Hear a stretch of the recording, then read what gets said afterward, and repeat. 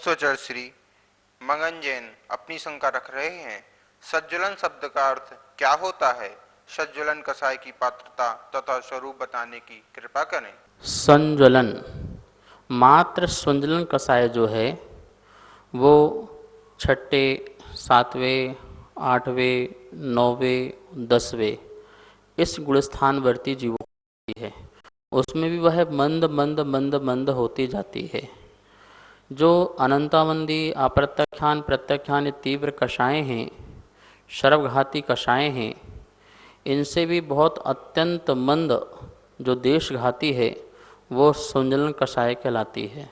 समज्वलन जहाँ पर संयम जो है वो प्रकाशित हो रहता है, जिसके उदय से सकल संयम का ह्रास नहीं होता है, जिसके उदय से सकल संयम चमकता रहता है, प्रज्वलित रहता है, वो संज्वलन कषाय होती है। मात्र संज्वलन कषाय के उदय से जो यथाख्यात चारित्र है, जो समस्त कषायों के उपशम से या समस्त कषाय के क्षय से प्रकट होने वाला जो वीतराग चारित्र है, वह उसमें बाधा पहुंचाता है। लेकिन जो महाव्रत वाला जो सकल चारित्र है, उस सकल चारित्र में कोई बाधा नहीं पहुंचाता है। ऐसा वह संज्वलन कषाय कहलाती है और उसके पात्र मुनिराज होते हैं। मात्र संज्वलन कषाय के पात्र मुनिराज होते हैं, जिनके पास संज्वलन और 9 कषाय जो सत्ता में रहती है और उदय में भी रहती है। शेष कषाय जो है उदय में उनके नहीं रहती हैं, अप्रत्याख्यान आदि। तो समज्वलन संयम जहाँ ज्वलित रहता है, प्रकाशित रहता है जिस कषाय के उदय से, वह संज्वलन कषाय कहलाती है। नमोस्तोचर श्री राजेश जैन इंदौर से अपनी शंका रख रहे हैं। धर्म के प्रति अनुमोदना अगर धर्म है तो अधर्म के प्रति प्रतिरोध करना भी धर्म होगा क्या? कृपया समाधान करें।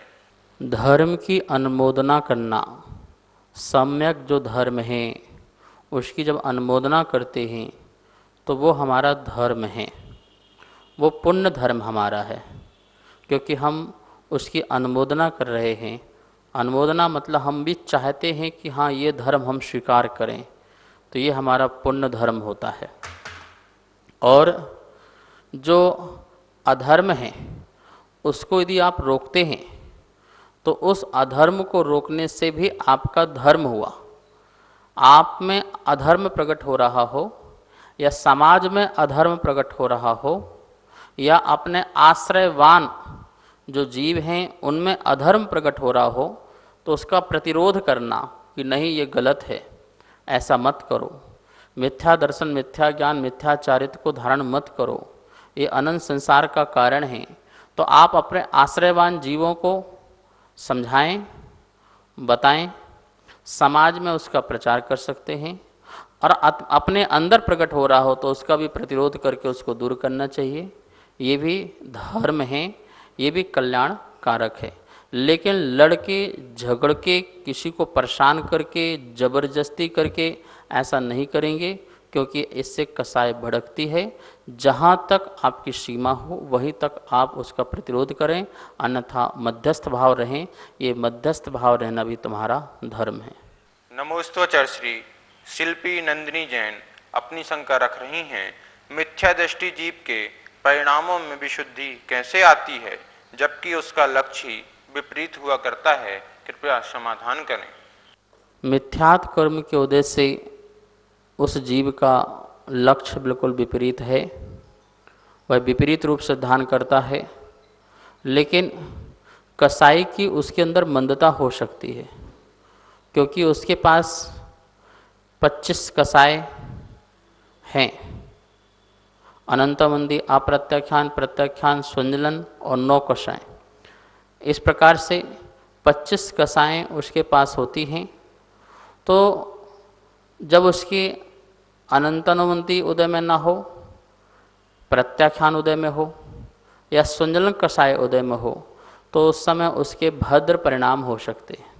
कसाई की मंदता में वह उपदेश सुन सकता है, तत्व का चिंतन कर सकता है, यद्यपि उसका ज्ञान तत्व के चिंतन से अभी सम्यक नहीं हुआ, लेकिन सम्यक ज्ञान के पहले पाए जाने वाला भद्र परिणाम में जो उसकी विशुद्धि जागृत हुई है, उसके बल से ही वह अपने मिथ्या विपरीत उद्देश्य को छोड़ करके सम्यक उद्देश्य की ओर बढ़ सकता है। तो हरदम उसकी अनंतानंदी कसाई ही उदय में रहती है, ऐसा नहीं है। एक समय में एक कसाय उदय रहती है, तो अनंतानंदी उस समय उदय में ना हो, अप्रत्याख्यान हो सकती है, प्रत्याख्यान हो सकती है, अथवा संजलन हो सकती है। तो मंद से मंद मिथ्या दृष्टि भी, भद्र मिथ्या दृष्टि भी बहुत कम कसाय वाला जीव हो सकता है, और उस काल में उसके लिए देश ना मिल जाना, सम्यक तत्व का ज्ञान प्राप्त हो जाना, और जिससे वह अपने परिणामों में अंतर लाए, विशुद्धता प्रकट करे और सत्य असत्य का वह भेद जान सके, हित अहित के बारे में जान सके, विवेक की बुद्धि जागृत हो, और फिर उसका मिथ्या ज्ञान जो है वो सम्यक ज्ञान हो जाता है। तो इस प्रकार से मिथ्या दृष्टि के भी भद्र परिणाम हो सकते हैं। नमोस्तुचर श्री साधना जैन गुना से अपनी शंका रख रही हैं। सिद्धालय में जीव किस अवस्था में विराजमान रहता है, कृपया समाधान करें। सिद्ध परमेष्टि सिद्धालय जो सिद्ध शिला है, उससे भी ऊपरी भाग जो तनुवात वलय है, सचमुच में तनुवात वलय को ही सिद्धालय कहते हैं, सिद्ध शिला को सिद्धालय नहीं कहते हैं।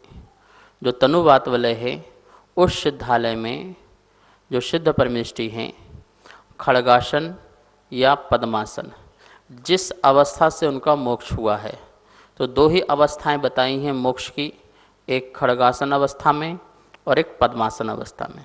कोई मुनिराज खड़गासन में खड़े होकर के जाते हैं तो उनकी आत्मा भी इसी पुरुषाकार में खड़गासन में निकलती है और ऊपर तनुवात वलय में जाकर के विराजमान हो जाती है।